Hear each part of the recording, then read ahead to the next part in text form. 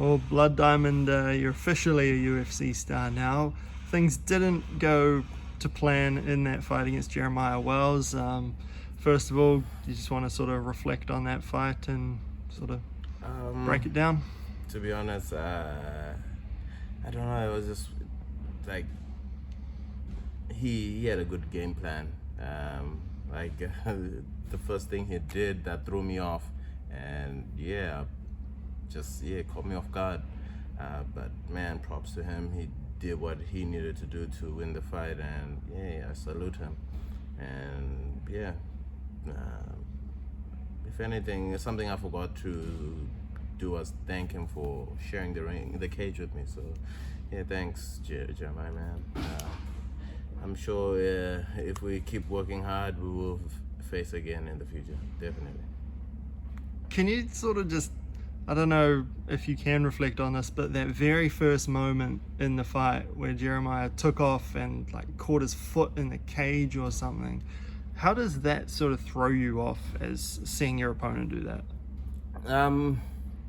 The running bit, it was just like something different, you know. It's like, I guess something you see from an anime, you know. It's just running, and when he tripped, I'm just like, oh, whatever he had planned, like maybe that trip messed up his plan, so that's why I just pounced on him.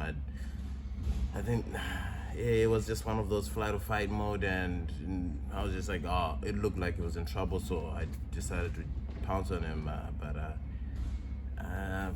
If I coulda, woulda, shoulda, but I wish I could have been a bit more patient. But lesson learned from that.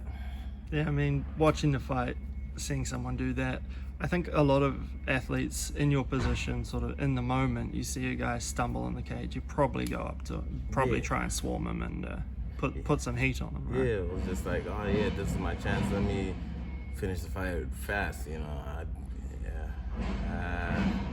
It was just that reaction, like, go for it. But let's definitely lesson learned. It is what it is. On to the next one. Like you say, lessons learned. That's it. I'm just hoping for something to come up soon, you know. I know some of the boys are trying to get fights. I'm sure like Carlos will be keen. Brad definitely will want to get back in there. And Shane. So it would be cool if we could, you know, like I enjoyed that whole having to train together as a team, and you know, jumping into shows together. That is quite exciting. And I mean, it also mentioned about fighting in is it June or July? So if we can do something like that. I honestly I just want to get back in there, you know. I didn't get to show off I didn't get to show the world what I can do. So oh well. How was the whole fight week experience for you under the UFC banner? Everything was good. Everything went well. The preparation was good. The trip was good. Man, I got to fly in a private jet. That was awesome. Good experience. And and even though I may have lost, getting to watch my friends fight as well, that was exciting. Carlos, he performed real good, you know. I was just like, yo, it was inspiring. So that after my fight, like watching Carlos, I'm like, you know what? Not everyone gets that perfect, cool start to the UFC, but it's always what happens afterwards. And Carlos was a good example to show that. So he inspired me big time, and also seeing Is fighting. And me being in the backstage watching again, you know, like good old times. It was pretty cool. You and Israel fought a lot together, or were in China together for a long time. So I mean, having that moment with you two, like you said, like old times. People might not think it was quite that far back in the kickboxing day. It felt good again, you know. I did mention before when he got into the UFC and I was still in that kickboxing circuit, I used to think, oh man, I'll never get to, you know, do that thing, like share the ring with good friend, you know. So getting to do that again, it was exciting, and yeah, it's just, man, he's had my back for a long time, man, and vice versa, and it's always cool having him in my corner, and yeah, us being on the same show, it was pretty cool. How was the, I guess, social media interaction following the fight? I know that a lot of MMA fans are pretty feral, and if a fighter loses, it can get pretty nasty out there. Okay, like, yeah, of course you'll see it. Like, at first it kind of bothered me, you know, like how dare they, you know, a lot of, you always hear, oh, a lot of hype, yada yada yada, but to be honest, at the end of the day, they're watching me on TV, and I'm living my dream. They're watching me live my dream. So should I be? I cannot be upset about that. Like, yeah, say what you need to say. I'm living my dream, and you're watching it, whether you like it or not. You're watching it, and yeah, you keep on doing your 9 to 5. Hey, if you love your job, good on you. But most of the times, people who be hating, they hate their jobs, so they gotta take their frustrations out on someone. And you know, I don't mind. I'll take that heat. But at the end of the day, I'm living my best life. I'm living my dream. Eugene said after the fight that he was hoping to see you turn it around pretty quickly, like you say. Yeah. Israel was sort of looking June, July. Do you want then or before then? Anytime, man. Like, I just want as soon as I can, and if I can get one sooner, and also July as well, I'm down.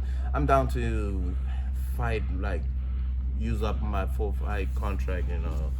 I just want to get in there, you know, do the best I can, and yeah, see what's in store for me, you know. How much easier will that be now that, you know, quarantine isn't a thing? Like, you can go out and come back. Oh man, that is a big game changer, you know. Like, having a fight and having to go overseas and be waiting for another month before you can get back home, you know. It gets to, you know. I mean, I'm one on for not minding, like, just going with it, but this time around I got to the point I just wanted to get home. So now, knowing that we can just do our fight week, get back home, it's more exciting, and it's just like, okay, it's easier for us to have more fights because we can easily get back home if we need to fix up our game plans and on to the next one, you know, easily, and hopefully we can get more fights, you know. It's more of a drive to be able to get more fights. Yeah. After the fight, you went over to New York for a little bit, got to experience some of the NBA. How was that? Yeah, nah, that was pretty cool. I guess, yeah, first of all, going to New York, you know, everyone will be talking about that, and we went to, Times Square, visited, the memorial site where the Twin Towers were, and Empire State, you know, and just walking around New York, that was pretty cool. And then going to watch the NBA game, you know, that was first time watching an NBA game, that was pretty cool. I had my younger brother, like, hating on me because he's a big NBA fan, and just like, oh, how dare you, you know, like, you're living my dream. I'm like, oh, sorry, man, but, you know, but he's cool with it, you know, he's still supportive, but yeah, it was fun, you know. Again, I'm getting to do things many people never get to do, so I'm living my dream. I'm loving it. I'm having a good time. I can't complain. All I just need to do is get back in that cage and redeem myself. You weren't able to come straight home, but you guys did stop off over in Wollongong, caught up with Uncle Joe out at Freestyle. Yeah. How was it seeing those boys again? Obviously, they haven't come over this way since, for a little while now, at least, anyway. Nah, it's always awesome going to Freestyle, you know. Uncle Joe is great. He's a great man. I'm his favorite, so yeah, I'm always having a blast there. But yeah, it was good. Just helping out Alex as well with his camp, and yeah, a few other people who are getting ready for fights. So it was a good experience. Yeah, so basically I only had my rest in the like when I went to New York and just back into it, just staying active. Yeah, I mean, I just wanted to stay active so that whenever the next call happens, hopefully it's soon, and I can just jump in and then fight. How was Volk looking ahead of the zombie fight? Oh man. I mean, Volk always looks pretty good during camp. But... Yeah, I swear that guy, man, for his size, it's just like what there's a heavyweight trapped in a small body. That's how it feels like, given when you're just doing light sparring and he tags me, I'm like, damn. The thing which is annoying is when I have to try simulate his opponents. I'm like, damn, I cannot do what I usually do, and I end up getting caught. But gotta make some sacrifices, to help out, because I know for a fact if the shoe was on the other foot, he would do that. And just being there, picking up a few tricks of the trade, he was just teaching us a few things. How we like his techniques and all, and it's something that was very helpful, something that could be used in the next fight. But otherwise, he is looking strong. I'm looking forward to watching that fight. It's gonna be awesome. Yeah. Do you have a name in mind for who you'd like to fight next? I know you were originally scheduled to fight Orion Cozy. Maybe that's one to rebook. To be honest, my job is to fight, so I just let the matchmaker sort it out. But it'll be nice. If that Orion fight happens, I don't mind. I mean, I did initially. That's what I was prepared for. So yeah, it'll be cool. But I don't mind. I just want to fight, really. Just lastly, Geordie, the fight dietitian, posted something about you after the fight. Obviously, you're not the most. You don't enjoy weight cutting the most. Well, let's just say that.